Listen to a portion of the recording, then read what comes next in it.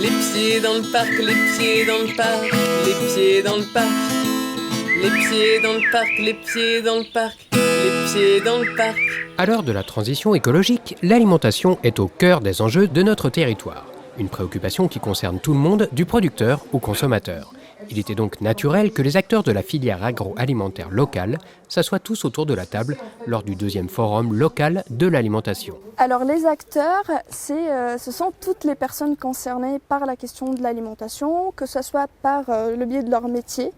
Donc on a ici, par exemple, on a un atelier d'échange en cuisine, donc on a des cuisiniers professionnels des collèges du département, mais on a aussi des agriculteurs, des élus, des techniciens, des animateurs des projets alimentaires territoriaux sur le territoire.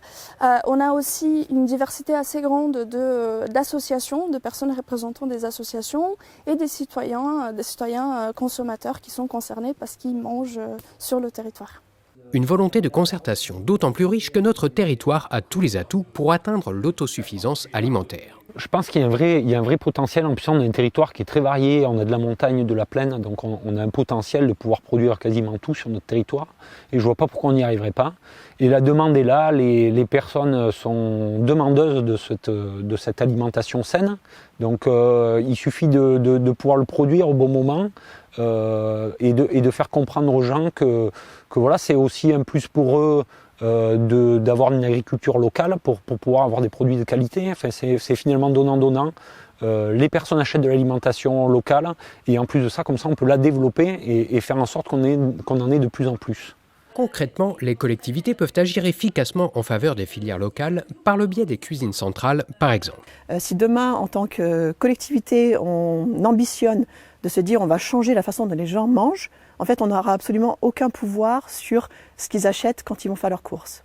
En revanche, dans le cadre de la cuisine centrale, on aura la possibilité de donner aux enfants, aux personnes âgées, aux crèches, aux centres aérés, aux centres de loisirs, etc., et tous les bénéficiaires en fait, de la restauration collective, donc de la cuisine centrale, des aliments qui sont bien cuisinés, des aliments qui sont approvisionnés localement, qui font marcher nos producteurs locaux, qui leur assurent un fonds de commerce. Pour être complet sur le volet social, la question de la précarité alimentaire était aussi au cœur des échanges. Alors les CIVAM sont présents au forum pour animer un atelier sur la justice agri-alimentaire, puisqu'on travaille depuis quelques années sur cette question de la précarité alimentaire et comment le milieu agricole peut prendre part à la justice alimentaire pour que ça permette une diffusion de l'accessibilité alimentaire de qualité locale pour tous et apporter et complémenter l'aide alimentaire de différentes initiatives qu'on peut mettre en œuvre sur le territoire ardéchois. Tous mangeurs, tous acteurs. La transition alimentaire, c'est l'affaire de tout un chacun. Dès que vous mangez, questionnez-vous sur ce que vous mangez et d'où ça provient. Parce que forcément, derrière, il y aura forcément des agriculteurs